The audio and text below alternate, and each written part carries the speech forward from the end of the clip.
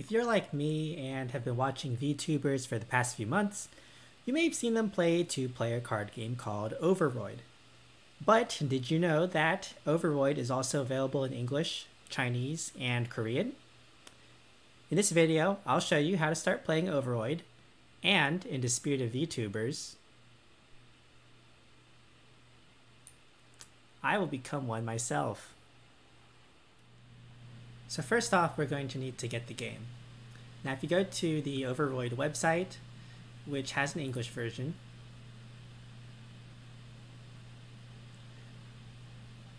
you can scroll over to near the bottom here. And this link will take you to their booth site where you can purchase the game. There's a physical version, but I'm assuming you don't want to pay for shipping from Japan, so we will want the online version right here. Now the online version actually contains all the game files you need in order to play Overroid. It has card image files, it has a rulebook, it has playmats, basically anything that you need to play in the medium of your choice. In Japanese, English, Chinese, or Korean. So once you add to your cart and you go through with your purchase, you will have a download link where you can download a zip file containing everything you need. And when you unzip it, it will look something like this. So we can do a lot of things now that we have these files, but the recommendation is to use CC Folia, and there's a small guide that will tell you how to do all this, but I will also walk through it right now. So to get a CC Folia account, you do need to log in with either a Twitter or a Google account. But once that's done, anyone you want to play with, you can just send them a link to the room. They don't need to make an account, and you can just play.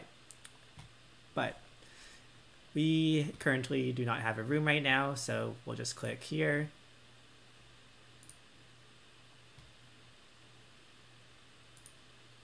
Ignore all this. We're going to need to select a dice spot, but there's no dice needed in this game, so we can just pick whatever. Alright, well, we'll start with the playmat. So what we're going to want to do is right click and click change foreground and background.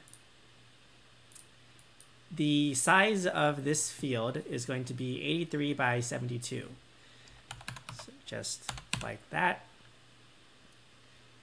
We are going to want to select the foreground.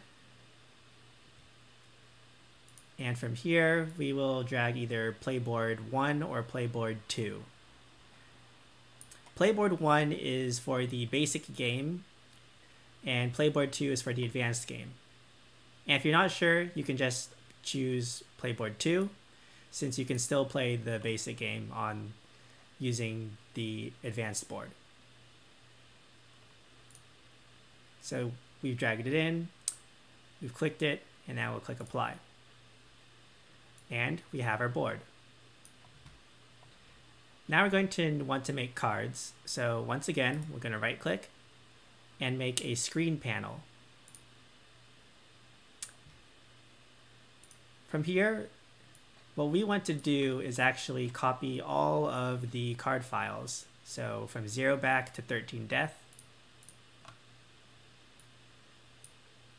And just drag them in.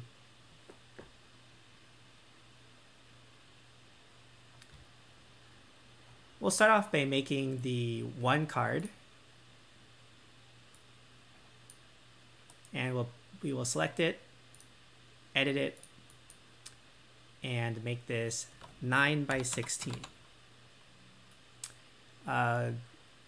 We'd like to fix the size as well so you don't accidentally make it bigger or smaller during the game.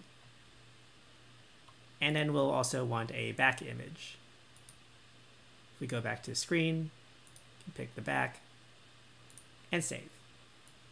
So now we'll have a properly sized card that can fit in these slots. You can double click it to turn it face up, face down, and we're ready for another card. So to keep all the settings, we're going to want to right click, click duplication, and on the new card, we'll right click, click edit, and select the 12.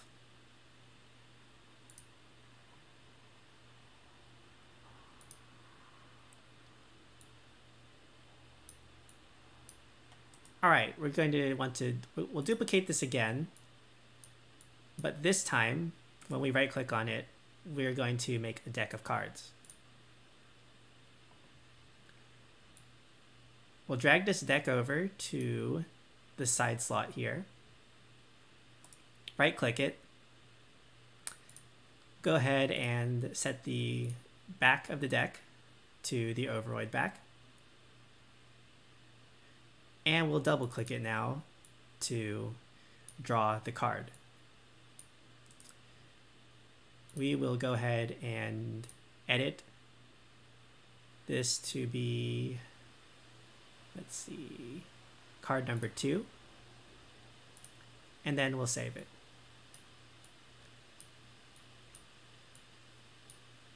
So we'll do this with the rest of the cards. I'm going to right click the 2, click duplicate, and we'll just make 11 more cards to fill out the deck.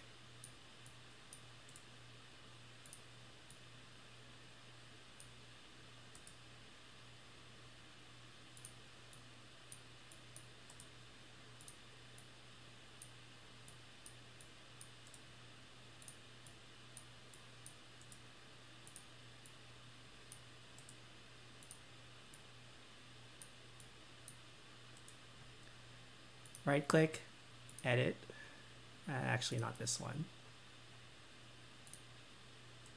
Right click, edit, put in the 3, edit, select, put in the 4, edit, select, put in the 5,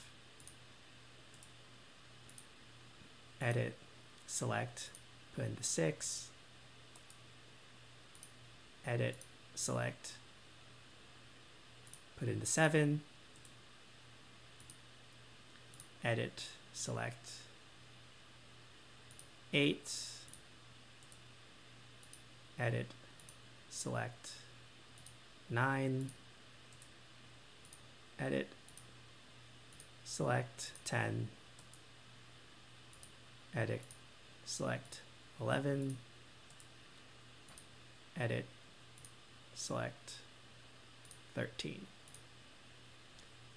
And if we've done this right, we can right click on the deck here, click collect them all, and all the cards will be in this deck other than the 1 and the 12. Just like that.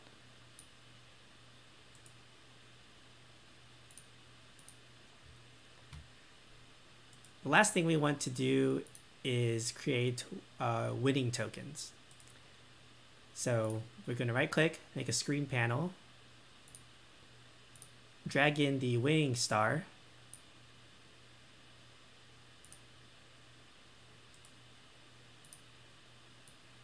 edit this to be 3 by 2, and save.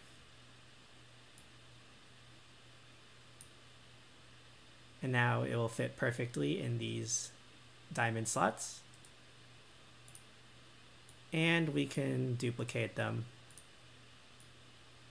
to fill in the rest.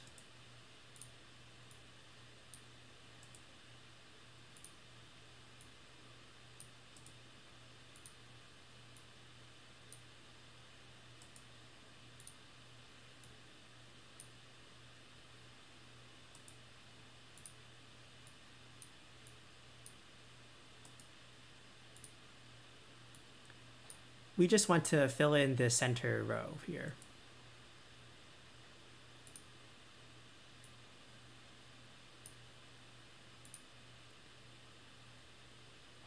And we are done.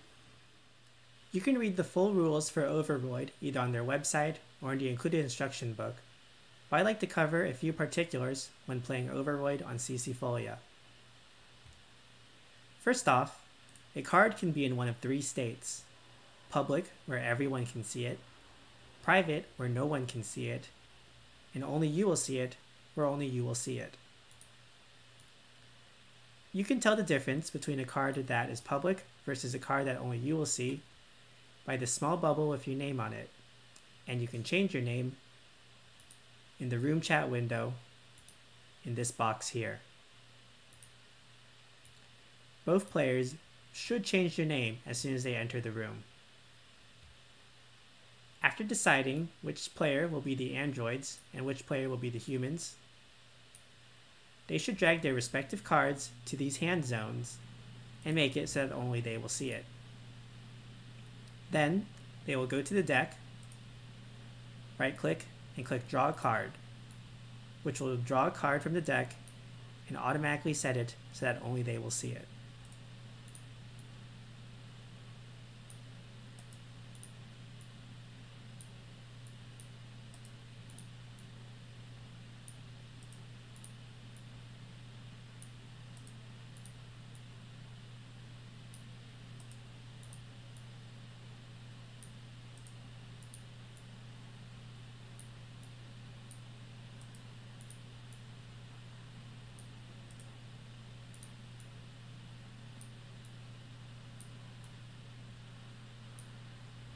They should also shuffle their hands by simply dragging the cards around and mixing them up.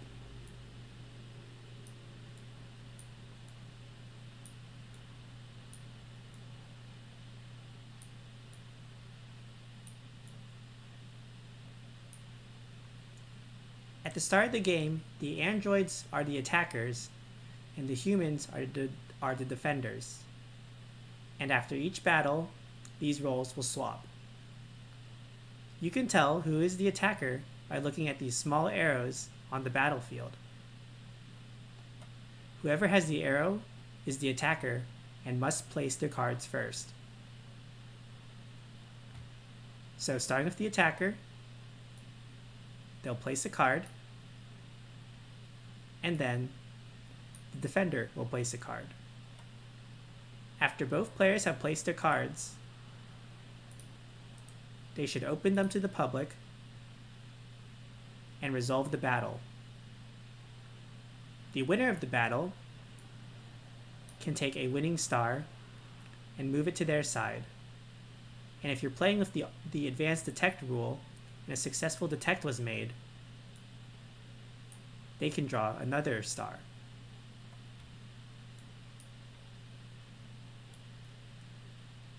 Now, there are a few cards in Overroid that can be pretty confusing, namely the 2, the 11, and the 9.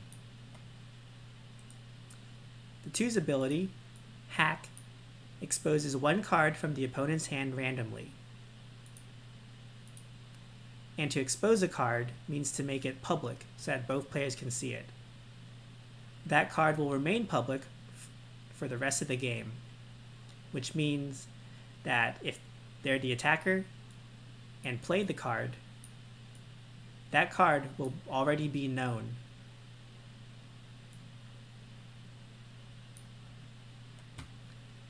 The 11's ability, Rush, when you win the battle with this card, exchange it for another card in your hand. After exchanging the cards you place, such as the 7 here, will not have its effect activated and is treated as a used card for the purposes of the 9. This card will also be public. The 11, when returned to the hand, should be changed so that only the player's owner can see it. and they may shuffle their hand. The 9's ability, Morph, chooses one effect from an opponent's used card, and this card will gain its effect. A used card is a card used in a previous battle. So, if the 9 were played in Battle 4, the only cards that it can copy the ability of are cards from Battle 1, Battle 2, and Battle 3 of the opponent. If the 9 copies the ability of the 11 and returns itself to its owner's hand, next time that player plays the 9, they don't have to use the 11's ability and can choose any ability that they want again. That concludes my Getting Started guide. I like Overroid. Every hand has the potential to win, and you can start strategizing from turn 1. Enjoy the game, and may you always play a 1 into your opponent's 12.